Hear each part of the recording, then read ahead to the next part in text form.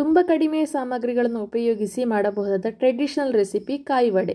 ಇದನ್ನು ಯಾವ ರೀತಿ ಮಾಡೋದು ಅಂತ ಇವತ್ತಿನ ವಿಡಿಯೋದಲ್ಲಿ ತೋರಿಸ್ಕೊಡ್ತಾ ಇದ್ದೇನೆ. ಹಾಗಿದ್ರೆ ಬನ್ನಿ ವಿಡಿಯೋ ಸ್ಟಾರ್ಟ್ ಮಾಡೋಣ. ಮೊದಲಿಗೆ ನಾನೊಂದು ಮಿಕ್ಸಿ ಜಾರನ್ನು ತಗೊಂಡಿದ್ದೇನೆ. ಇದಕ್ಕೀಗ 1 ಕಪ್ನಷ್ಟು ತೆಂಗಿನಕಾಯಿ ತುರಿಯನ್ನು ಹಾಕ್ಕೊಳ್ತಾ ಇದ್ದೇನೆ. ಇದು ಹಸಿ ತೆಂಗಿನಕಾಯಿ ತುರಿ. ಇದನ್ನು ಹಾಕ್ಕೊಂಡು ಒಂದು ಸ್ವಲ್ಪ ಜೀರಿಗೆಯನ್ನು ಕೂಡ ಹಾಕ್ಕೊಂಡು ಇದನ್ನು ರುಬ್ಬಬೇಕು. ಫಸ್ಟಿಗೆ ಅದೇ ಥರ ಕ್ರಷ್ ಮಾಡಿ ಆನಂತರ ಒಂದು ಸ್ವಲ್ಪ ನೀರನ್ನು ಕೂಡ ಸೇರಿಸ್ಕೊಂಡು ಸ್ಮೂತ್ ಆದ ಪೇಸ್ಟ್ ಥರ ರುಬ್ಬಿ ತರ್ತಾ ಇದ್ದೇನೆ. ಈಗ ಇಲ್ಲಿ ಸ್ಮೂತ್ ಪೇಸ್ಟ್ ಆಗಿದೆ. ಈಗ ಒಂದು ದೊಡ್ಡ ಪಾತ್ರೆಯನ್ನು ತಗೊಂಡು ಇದಕ್ಕೀಗ ನಾವು ರುಬ್ಬಿದಂತಹ ಕಾಯಿ ಪೇಸ್ಟನ್ನು ಹಾಕ್ಕೊಂಡು ನಂತರ ಇದಕ್ಕೆ ಸ್ವಲ್ಪ ನೀರನ್ನು ಕೂಡ ಹಾಕ್ಕೊಳ್ತಾ ಇದ್ದೇನೆ. ಇದಕ್ಕೆ ಈಗ ರುಚಿಗೆ ತಕ್ಕಷ್ಟು ಉಪ್ಪನ್ನು ಕೂಡ ಹಾಕ್ಕೊಳ್ಬೇಕು. ನಂತರ ಚೆನ್ನಾಗಿ ಇದನ್ನು ಮಿಕ್ಸ್ ಮಾಡ್ಕೊಳ್ಬೇಕು. ನಾವು ಜೀರಿಗೆ ಹಾಕಿರೋದ್ರಿಂದ ಅದರ ಒಂದು ಫ್ಲೇವರ್ ಚೆನ್ನಾಗಿರುತ್ತೆ. ಈಗ ಇದಕ್ಕೆ ಅಕ್ಕಿ ಹುಡಿಯನ್ನು ಅಂದರೆ ಅಕ್ಕಿ ಹಿಟ್ಟನ್ನು ಸ್ವಲ್ಪ ಹಾಕ್ಕೊಂಡು ಹಿಟ್ಟನ್ನು ರೆಡಿ ಮಾಡ್ಕೊಳ್ಬೇಕು. ಸಾಧಾರಣವಾಗಿ 1 ಕಪ್ ತೆಂಗಿನಕಾಯಿ ತುರಿಯ ಪೇಸ್ಟಿಗೆ 2.5 ಕಪ್ನಷ್ಟು ಅಕ್ಕಿ ಹುಡಿ ಅಥವಾ ಅಕ್ಕಿ ಹಿಟ್ಟು ಬೇಕಾಗುತ್ತೆ.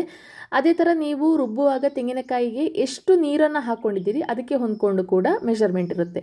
ಆದ ಕಾರಣ ಇಷ್ಟೇ ಅಂತ ಹೇಳೋಕ್ಕಾಗಲ್ಲ. ನೀವು ಇದೇ ಥರ ಒಂದು ಸ್ವಲ್ಪನೇ ಅಕ್ಕಿ ಹುಡಿಯನ್ನು ಹಾಕ್ಕೊಂಡು ಚಪಾತಿ ಹಿಟ್ಟೆಲ್ಲ ಯಾವ ಥರ ಮಾಡ್ತೀವಿ ಅದೇ ಥರ ಇದನ್ನು ಕೂಡ ಮಾಡ್ಕೊಳ್ಬೇಕು. ನೋಡಿ, ಈಗ ಈ ರೀತಿ ನಮಗೆ ಸಿಗಬೇಕು. ಈಗ ಇನ್ನು ಇದರಿಂದ ಸಣ್ಣ ಸಣ್ಣ ಗಾತ್ರದಲ್ಲಿ ಉಂಡೆಗಳನ್ನಾಗಿ ಮಾಡಿ ತೆಗೆದಿಟ್ಕೊಳ್ಬೇಕು. ಯಾಕಂದರೆ ನಾವು ಸಣ್ಣ ಸಣ್ಣ ವಡೆಯನ್ನಾಗಿ ಮಾಡ್ತೇವೆ. ಅದಕ್ಕೋಸ್ಕರ ಈ ಥರ ನಿಮಗೆ ಎಷ್ಟು ದೊಡ್ಡದ ಸೈಜಲ್ಲಿ ಬೇಕೋ ಅಷ್ಟು ದೊಡ್ಡ ಸೈಜಿಗೆ ಉಂಡೆನ ತಗೊಳ್ಬೇಕು. ಚಿಕ್ಕ ಚಿಕ್ಕ ಉಂಡೆಗಳನ್ನು ತಗೊಂಡ್ರೆ ನಮಗೆ ಚಿಕ್ಕ ಚಿಕ್ಕ ವಡೆಗಳಾಗಿ ಸಿಗುತ್ತೆ. ತುಂಬ ದೊಡ್ಡದಾಗಿರುವಂತಹ ಅಂದರೆ ಪೂರಿಯ ರೀತಿಯಲ್ಲೆಲ್ಲ ಇದನ್ನು ಮಾಡಲ್ಲ. ಸಣ್ಣ ಸಣ್ಣ ವಡೆ ಇದು. ಆದ ಕಾರಣ ಈ ಮೆಷರ್ಮೆಂಟಲ್ಲಿ ನೀವು ಮಾಡಿದರೆ ಒಳ್ಳೆಯದು. ಈಗ ಇಲ್ಲಿ ನಾನು ಎಲ್ಲವನ್ನು ಈ ಥರ ಉಂಡೆ ಮಾಡಿಟ್ಕೊಂಡಿದ್ದೇನೆ. ಇನ್ನೀಗ ಇದನ್ನು ವಡೆ ಮಾಡ್ಕೊಳ್ಳೋಣ. ಅದಕ್ಕಾಗಿ ನಾನಿಲ್ಲಿ ಒಂದು ಬಾಳೆ ಎಲೆಯನ್ನು ತಗೊಳ್ತಾ ಇದ್ದೇನೆ. ಬಾಳೆ ಎಲೆಯಲ್ಲಿ ಈ ಸೈಡಲ್ಲ, ಇದರ ಉಲ್ಟಾ ಸೈಡಲ್ಲಿ ಅಂದರೆ ಇದು ಸ್ವಲ್ಪ ಹಾರ್ಡ್ ಇರುತ್ತೆ. ಈ ಪೋರ್ಷನಲ್ಲಿ ನಾವು ವಡೆಯನ್ನು ಮಾಡ್ಕೊಳ್ತೇವೆ. ಅದಕ್ಕಾಗಿ ಇದನ್ನು ಮೊದಲು ಕ್ಲೀನ್ ಮಾಡ್ಕೊಳ್ಬೇಕು.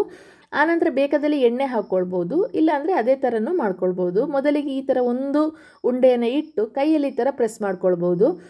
ಬೇರೆ ಬೇರೆ ಮೆಥಡಲ್ಲಿ ಈ ಥರ ವಡೆ ಮಾಡ್ಬೋದು. ಅದಕ್ಕೋಸ್ಕರ ನಾನಿಲ್ಲಿ ತೋರಿಸ್ಕೊಡ್ತಾ ಇರೋದು. ಮೊದಲು ಕೈಯಲ್ಲಿ ಮಾಡಿ ತೋರಿಸ್ತಾ ಇದ್ದೇನೆ. ನೋಡಿ, ಈ ಥರ ಮಾಡ್ಬೋದು. ಅದೇ ಥರ ರಿಮೂವ್ ಮಾಡೋದಕ್ಕೆ ಸುಲಭ ಆಗುತ್ತೆ.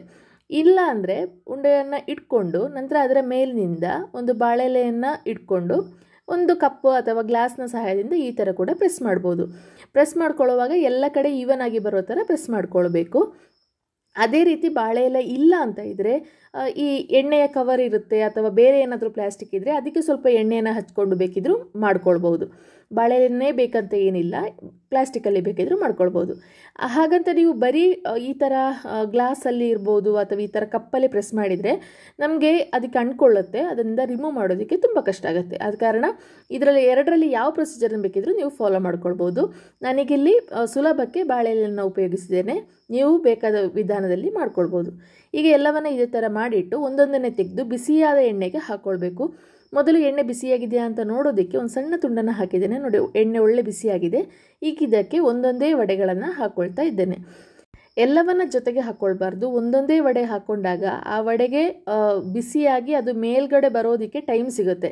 ಜೊತೆಗೆ ಹಾಕ್ಕೊಂಡ್ರೆ ಎಲ್ಲ ಪರಸ್ಪರ ಅಂಟ್ಕೊಳ್ಳುತ್ತೆ, ಅದು ಉಬ್ಬಿ ಬರೋದಕ್ಕೆ ಆಗಲ್ಲ. ಅದಕ್ಕೋಸ್ಕರ ಈ ಥರ ಮಾಡಿ ಉಲ್ಟಾ ಹಾಕ್ಕೊಂಡು ಚೆನ್ನಾಗಿ ಬೇಯಿಸಿ ತಗೊಳ್ಬೇಕು.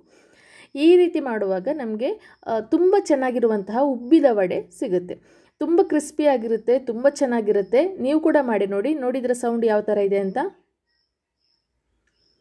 ಈ ಥರ ಸೌಂಡ್ ಕೂಡ ಬರುತ್ತೆ, ಕ್ರಿಸ್ಪಿಯಾಗಿರುತ್ತೆ. ನೀವು ಮಾಡಿ ನೋಡಿ, ನಂತರ ಹೇಗಾಗಿದೆ ಅಂತ ಕಮೆಂಟ್ ಬಾಕ್ಸಲ್ಲಿ ತಿಳಿಸಿ. Thank you.